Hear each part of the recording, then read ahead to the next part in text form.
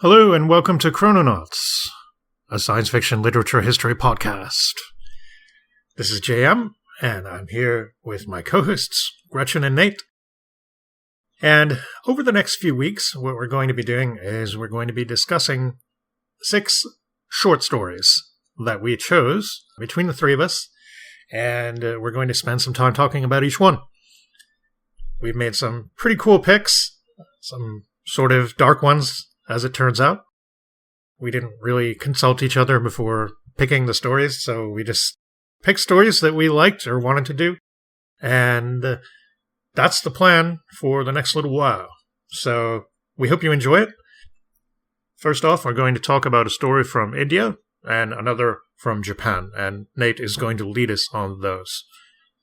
You can find us on the web in various places. We have a blogspot at chrononautspodcast.blogspot.com. And also on all the podcast platforms that are currently running, that are popular. Spotify, definitely. Google. We're also on YouTube. So you can find us just by typing in Chrononauts Podcast. Or you can also reach us on Twitter at ChrononautsSF and chrononautspodcast.gmail.com. All right. So, the last time we took a look at science fiction from India on the podcast was way back in the beginnings of the show when we covered Sultana's Dream in episode 10 and Runaway Cyclone in episode 15. And those episodes in particular, we probably covered way too much for one show.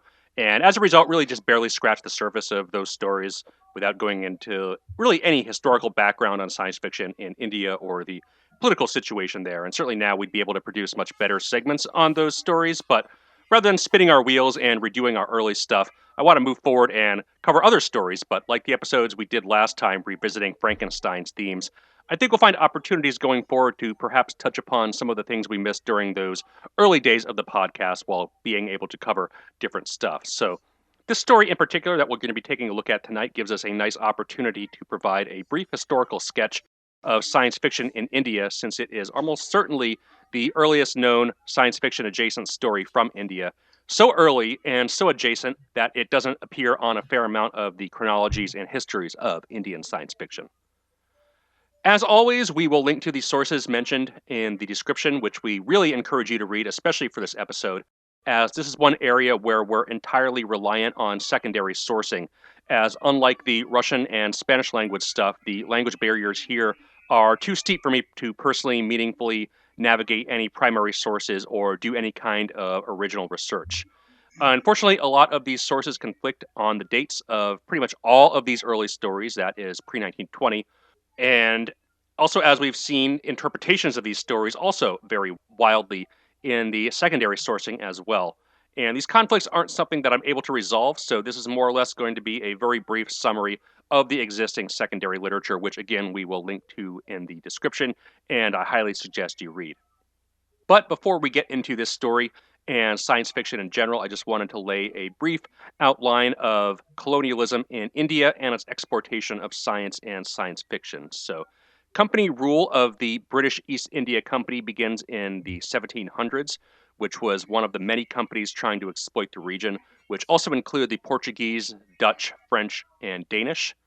The British East India Company's first major foothold on the subcontinent was in 1757 after the Battle of Plassey, and they began collecting revenue from Bengal and Bihar in 1765, and in 1773 they appointed Warren Hastings the first Governor General of Fort William in Calcutta.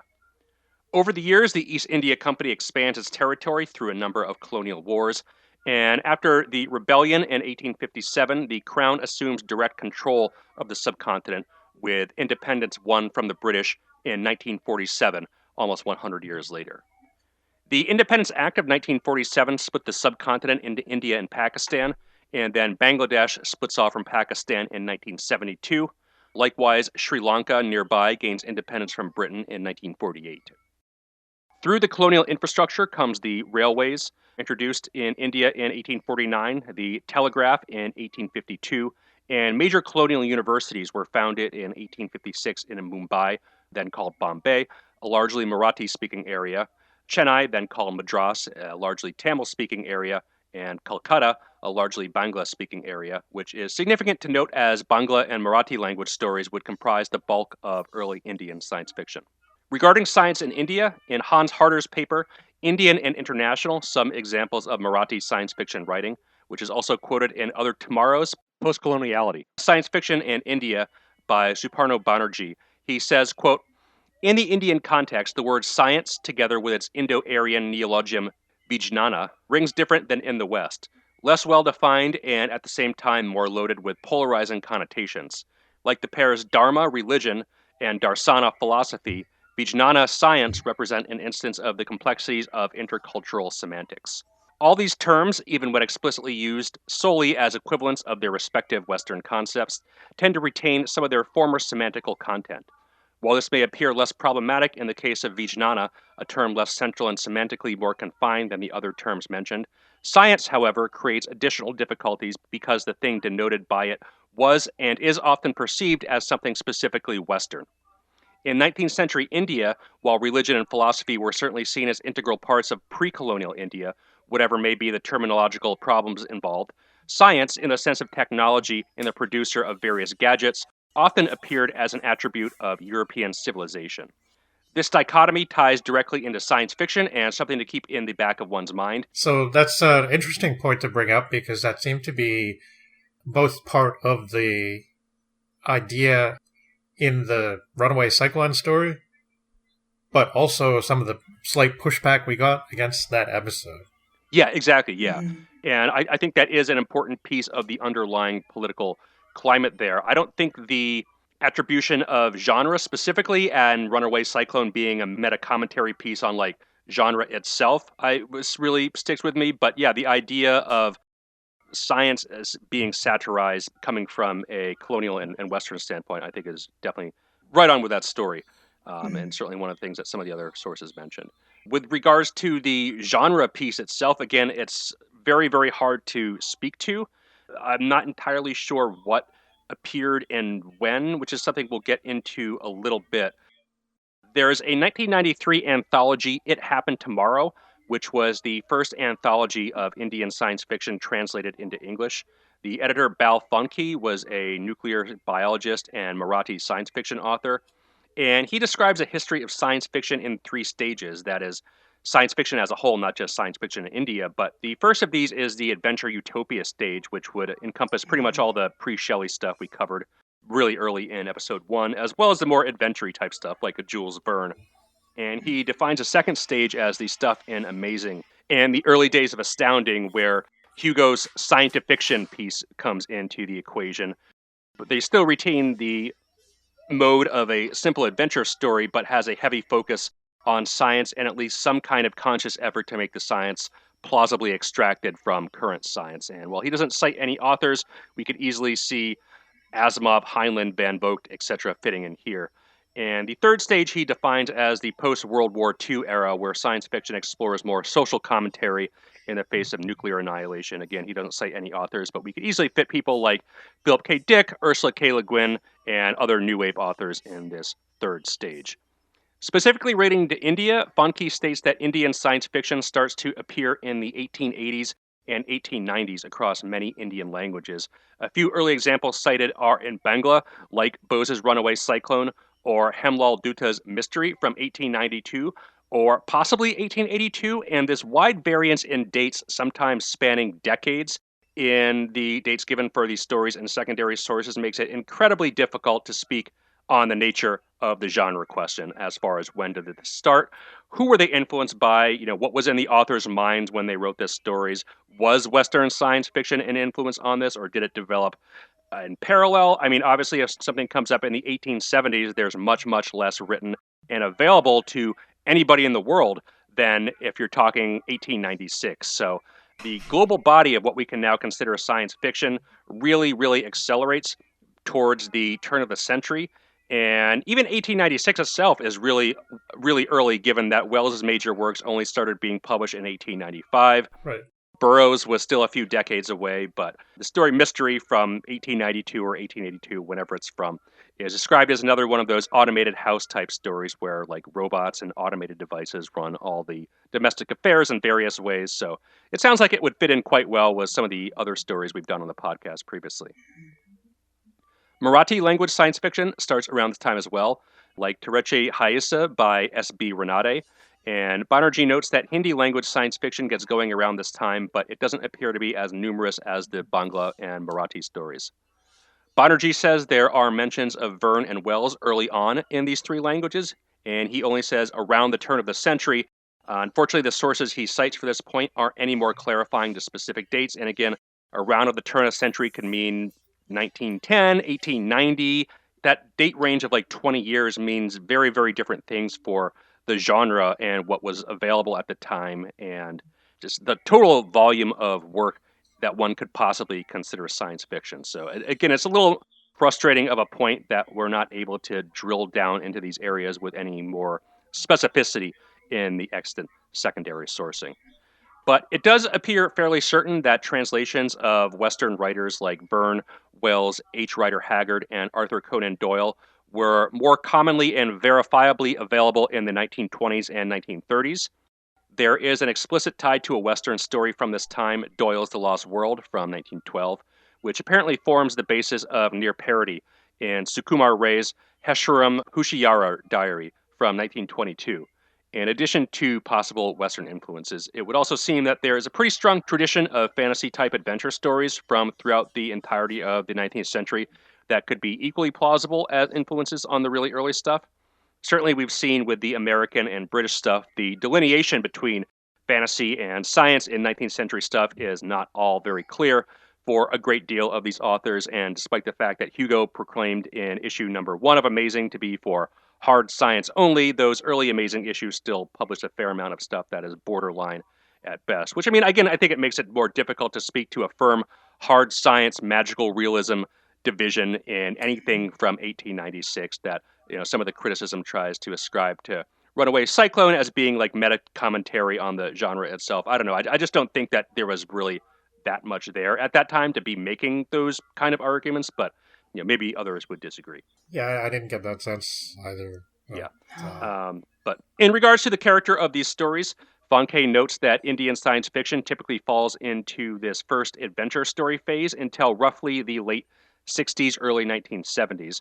And around the 1960s, 1970s, a number of dedicated science fiction magazines emerge, and Fonke says it's here where the genre becomes elevated rapidly to the second and third stages.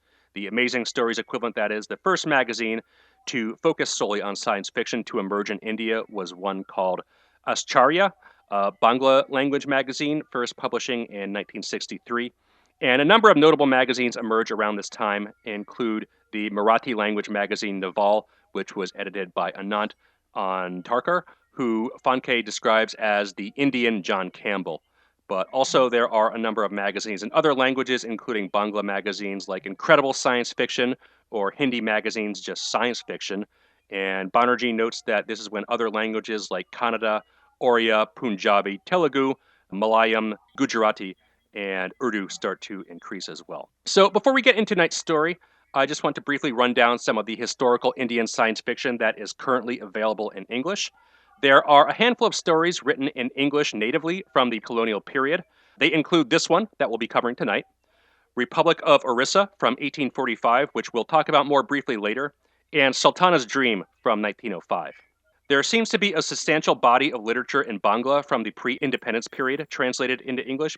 These include Runaway Cyclone, and also recently published is a collection called The Inhumans and Other Stories, a selection of Bengali science fiction, which contains the story The Inhumans by Hemendra Kumar Roy from 1935, but also 3 other stories. Jagadananda Ray's Voyage to Venus from 1895, and 2 other stories from 1931, The Mystery of the Giant by Nanagopal Majumdar, and The Martian Purana by Manoranjan Bhattacharya. The Inhumans is novella length and sounds really interesting, and was translated by the same person who translated Runaway Cyclone, so we'll certainly be covering that one on the podcast at some point. And that seems to be all I can find in English from the colonial era, so really not that much available, just a handful of stories and 1 novella. From the post-independence period, I was able to find a few collections from Pramenda Mitra, the Adventures of Ganada collection, as well as Mosquito and Other Stories, and a couple collections by Satyajit Ray, the Final Adventures of Professor Shunku, the Diary of a Space Traveler, and Other Stories. Both those authors seem to have a recurring character who gets in like Carnacki and Doyle style adventures. That sounds like fun. It seems to be more oriented towards juveniles and younger adults, but it might be pretty cool to check out. Yeah. There's also a 3-volume Blaft anthology of Tamil pulp fiction, which is a wide range of stuff from short story to novel-length works dating back to the 1950s. Not all of it is science fiction, but if you enjoy some of the adjacent tangents we go on, I think all of it will at least be of some interest.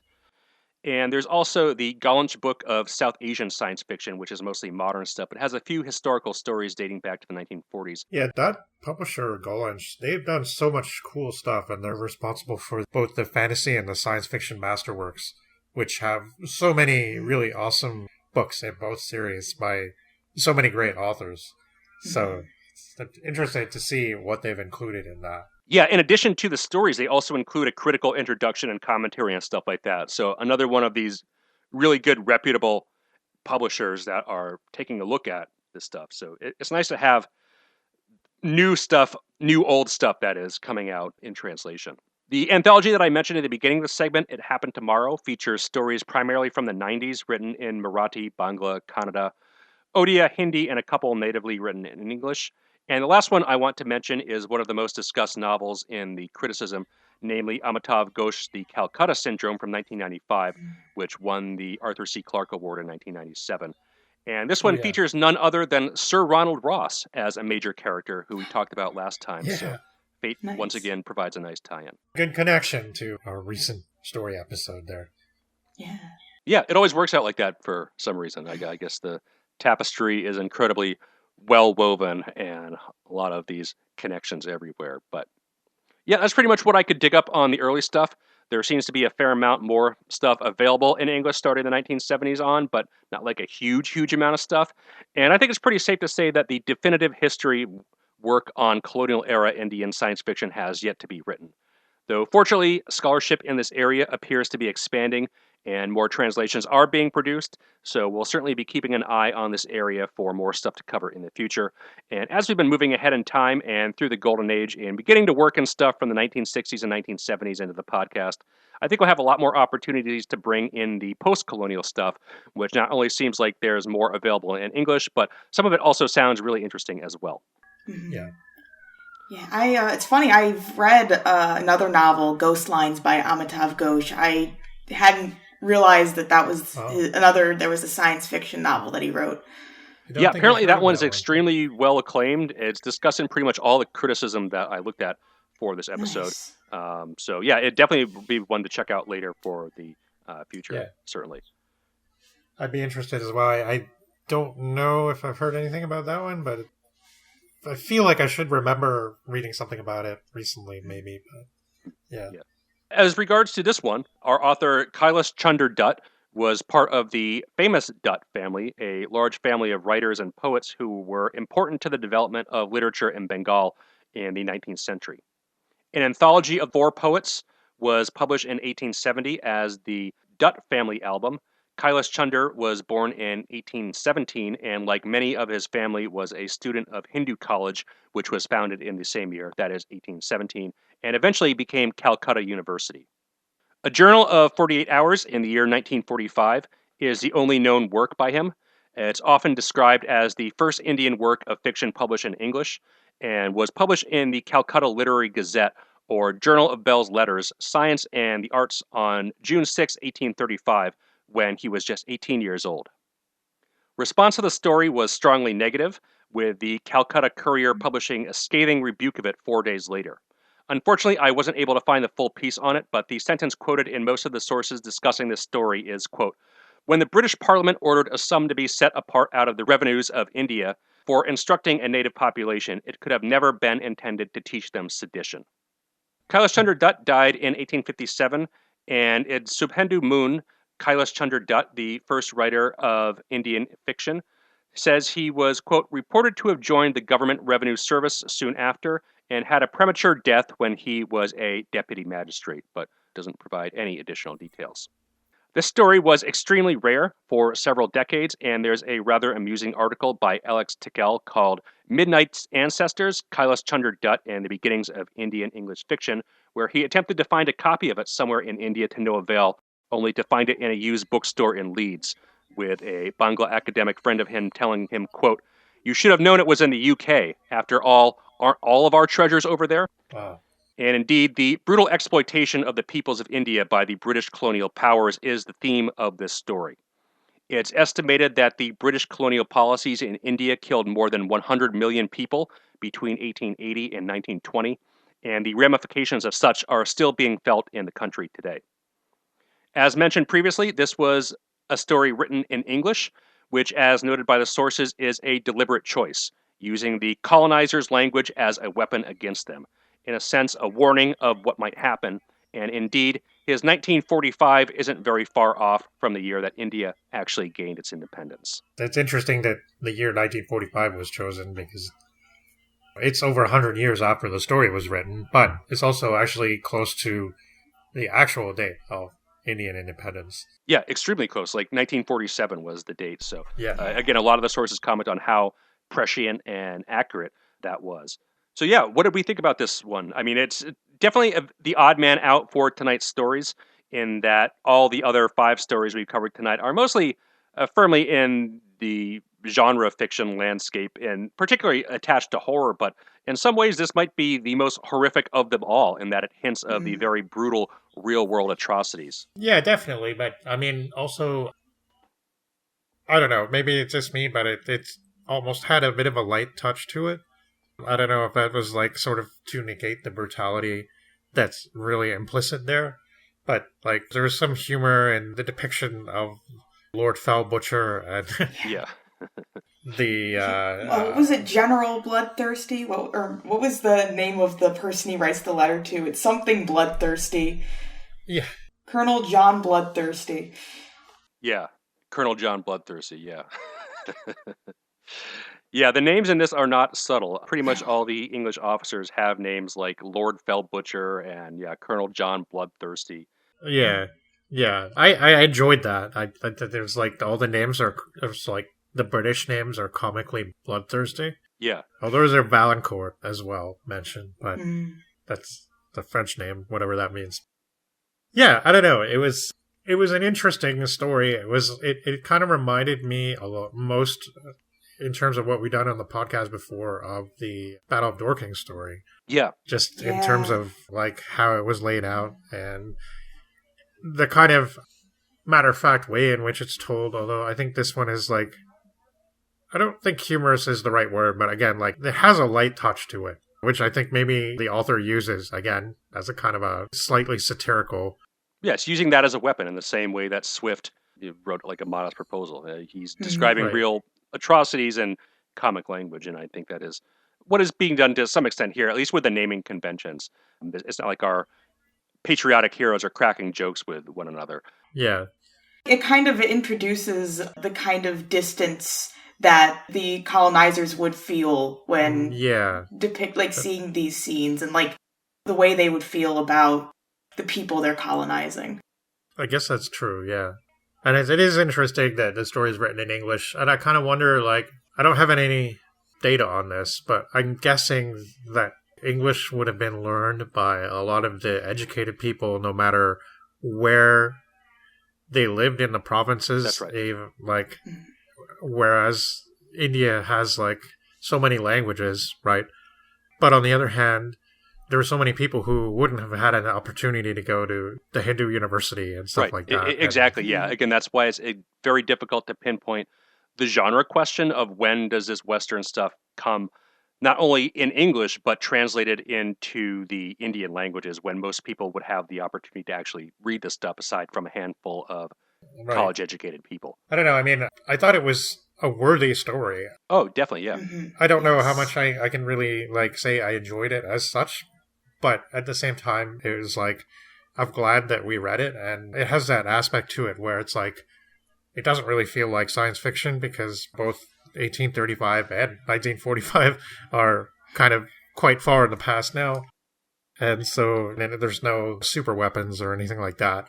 It's just, okay, maybe this will happen in the future. And, I mean, independence might not be far away then. But the fact that he still anticipated this oppression going on for 100 years or more is pretty potent and grim. He's anticipating 100 more years of strife and misery before people can rise up. And what was interesting to me is that the language he used felt very modern.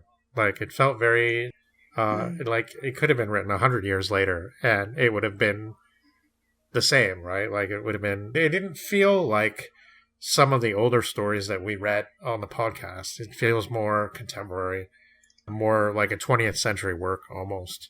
There's elements, I think, of both in terms of the language used. Some of the cursing I thought was charmingly archaic, in that they say zunes and stuff where it's phased out.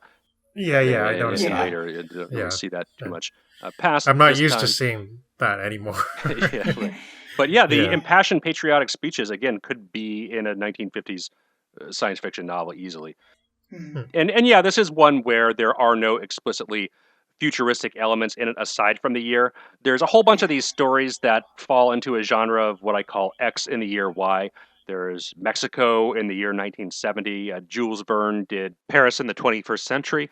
There's a whole bunch of others from this time that use that as a framing device. And all the technology that appears in this story is indeed 1830s technology. It's just extrapolated out 110 years in the future, probably due to the fact that if he said it in the present day, it would get him in more trouble with the British authorities who, already didn't like it. I think that the way that nothing does seem to change, that there isn't these technological advances that we might expect from a story. Usually when we have these stories set in the future, there is this usual desire to have these technological advances. But I think the lack of that makes it more powerful, as the world will be the same. There will still be all this oppression of the colonized people. So it's like the rest of the world kind of is still stagnant while that's happening. Yeah, literally under the foot of the empire, not being able to breathe or progress or change at all. No, it's definitely a very good point, and I think one well taken, certainly. And it does provide an interesting contrast with the Battle of Dorking and that kind of invasion literature, which, again, would be decades later after this. But those stories play on the fear of the other coming and invading, one's homeland, whereas that's already happened in the real world, and this is a reaction against that. So, I mean, it definitely provides the other side of the coin, I think. Yeah. Right. Yeah, I guess it's strange that it reminded me of that one in particular, because they're kind of opposites in a way, but maybe that's why, it just feels like this could be our future, right? From that perspective. Yeah, so, I mean, they played a similar scenarios, just different angles, I think, and it's an interesting way of looking at it.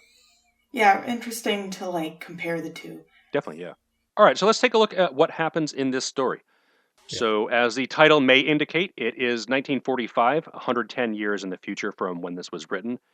Colonial oppression from the British is at its height, especially in the urban areas. This maltreatment provokes a rebellion of Indian nationalists with the ultimate aim of expelling the viceroy, Lord Fell Butcher. It sounds like the name of some really bad, I don't know, weird metal band or something like that. Lord Fell Butcher. Yeah, or even the villain in some comic sword and sorcery movie or medieval parody or something like that, Definitely not subtle at all. But during one gorgeous evening in Calcutta, a large group is assembled and an older man speaks, asking if everyone is bearing their carbine and their sword, like was so moved in the prior meeting. Cheers and applause enthusiastically signifies that they are, and a youth, Bhuban Mahoon, spelled similarly to a real-life friend that Kylas Chunder Dutt had, gives an articulate and moving speech. He highlights the brutal oppression of India from the British, specifically highlighting the historical examples from the 1750s to then what was more or less the present when this was written in the 1830s. He says, quote, "Let us unanimously engage to emancipate the natives from the thraldom of oppression. Let us all unite in a body, and it shall be one of the most glorious scenes that India has beheld, when we effect the overthrow by one powerful and deadly blow of this system of injustice and rapacity. Goes on to say, friends, countrymen and chieftains, let us no more be called the weak, the deluded portion of mankind. Let us no more be branded with cowardice and degeneration. Let us unfurl the banner of freedom and plant it where Britannia now proudly stands.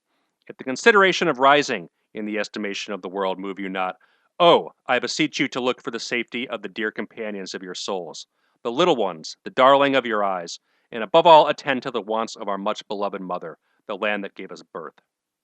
This is met with great cheer and applause, but shortly the imperial troops show up, and Mohun tells them, you see before you men who will neither be terrified by the neighing of a steed, the waving of a sword, nor the flashing of a gun. We are determined to assert our liberties when every other resource has failed, by the strength of our arms. Go tell them that sent thee we have resolved to hurl Lord Fell Butcher from his seat. We have renounced the allegiance of the feeble and false Harry of England, and that we mean to abide by our laws and parliaments. At Mohun's blast of a horn, 200 men with guns and 50 men on horses are summoned, and he joins in on the combat personally. The Patriots are victorious in the skirmish, killing 25 royalists and routing their forces. Meanwhile, in Lord Fell Butcher's opulent palace, he receives the news of the skirmish. This part is so decadent. It's so like, Yeah. like the decadent conquerors. Like, I mean, it shouldn't be funny really because it's probably kind of like that. But it's just it is. I can't help but be amused by this section. It's just describing what it's like to live as a conqueror. Yeah, all the exploitation and amasses of an entire country's resources, which, again, being written in 1835, significantly predates the worst of the colonial oppression, certainly in terms of scale, which again is pretty amazing at its foresight. But in Lord Fell Butcher's incredibly opulent palace, this is where he receives the news of the skirmish and the royalist defeat. Cursing in anger at the young ensign messenger, Butcher then writes to Colonel John Bloodthirsty for reinforcements and places a PR statement in the papers basically blaming the Calcutta revolutionaries for the disturbance. Mohun realizes that he must strike again, soon, to keep the momentum going, and resolves to attack the fort, even if some of his former supporters are now backing down. A messenger sent to the fort, Gunganarain, is captured and cruelly hung on the ramparts, which causes the insurgents to mount their attack. It's a colossal failure, and they're outgunned by the English and forced to fight from a disadvantageous position. Most of Mohun's forces are killed. Mohun himself barely is able to retreat, killing an English officer in single combat, a friend of an English officer he killed in the first skirmish, and he tries to regroup his surviving forces for one last assault. This too is disastrous, with most of his remaining men killed, and Mohun and a few others taken prisoner.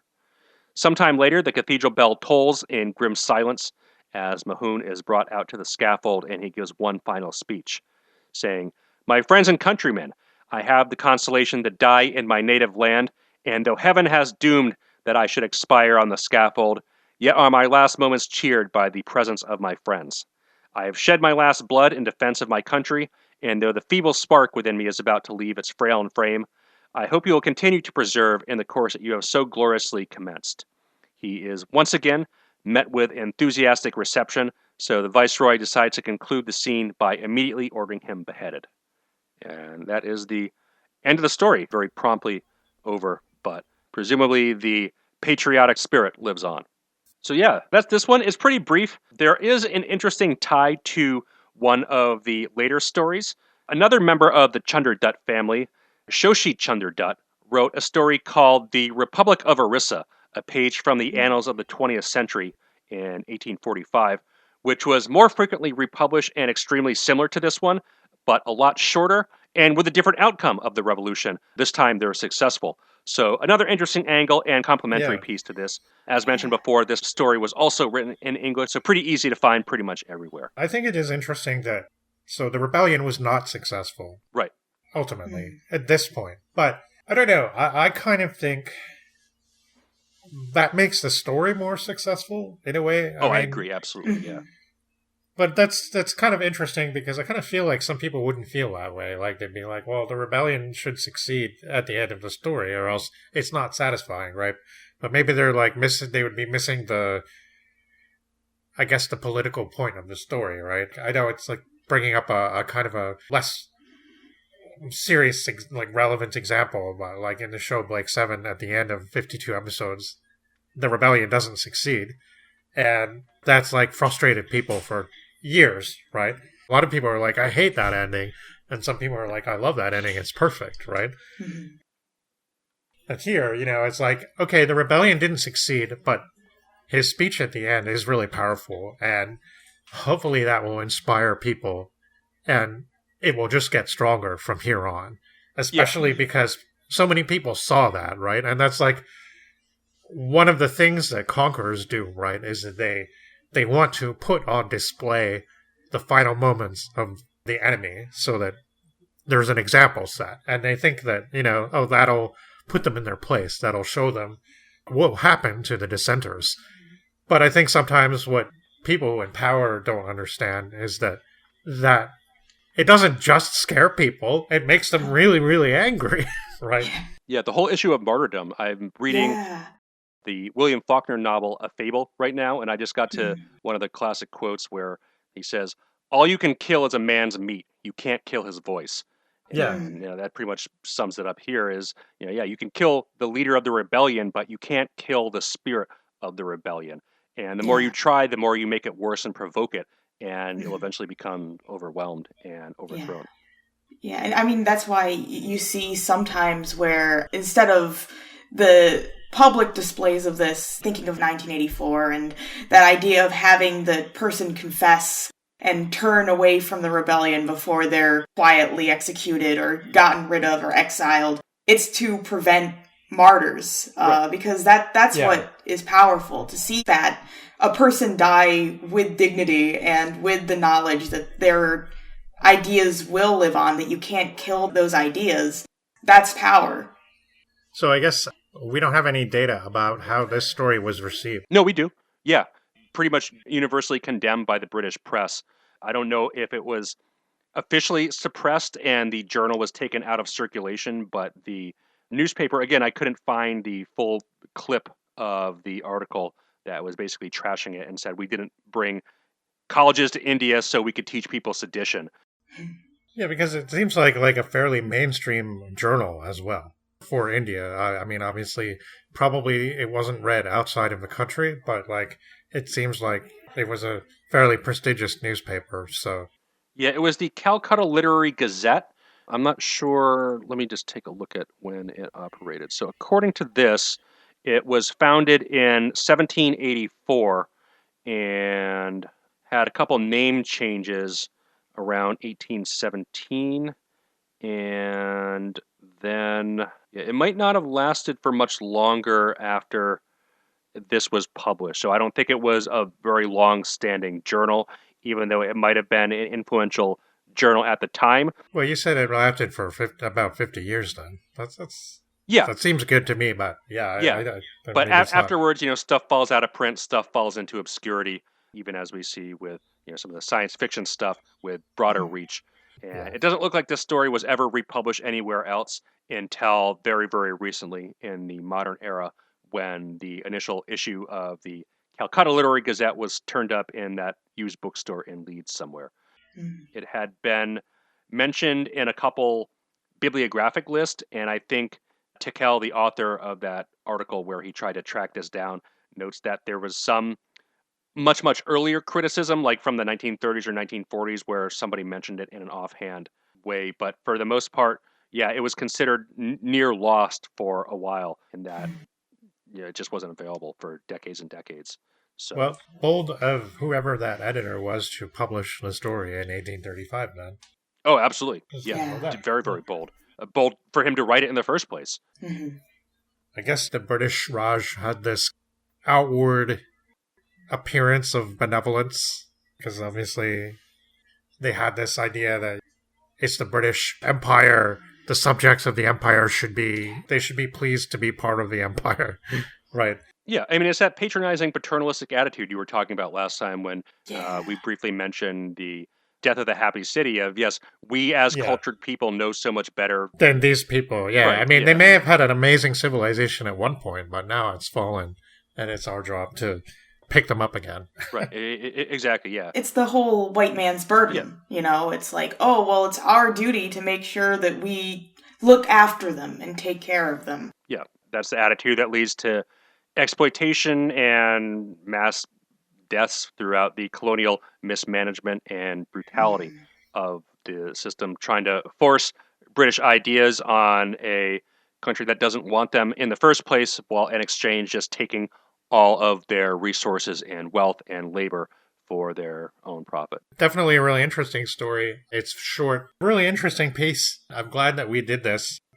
I'd be kind of interested to see if there were too many others along these lines, looking into the future and thinking of the independence movement. I guess we don't really, especially maybe here in the West, we don't really think of the independence movement there starting that early. Yeah, Republic of Orissa comes from 10 years later and from one of his cousins, which again was apparently widely republished. I think it was in one of the anthologies of the Dutt family poets. So the sentiment was definitely out there, and there was definitely some stuff out there that is mentioned in some of the criticism that doesn't fit into genre speculative fiction, but more, just literary commentaries on colonialism and exploitation, which would be interesting to revisit from another angle, but just probably not for the podcast. Because this one and Republic of Orissa do have the speculative angle in that they're both explicitly set in the future. I don't think we're going to do Republic of Orissa on the podcast, as it's, again, pretty much exactly the same thing as this one, just with a different ending. But yeah, if you read this one, definitely read the other one as a companion piece, because it does provide that other look at it. All right, so that's pretty much all I had on this. Did you guys have anything else before we move on? No, I think we've covered it pretty well. Yeah. Okay. So let's take a quick break, and we'll be back in another part of the world that we haven't revisited since the early days of the podcast.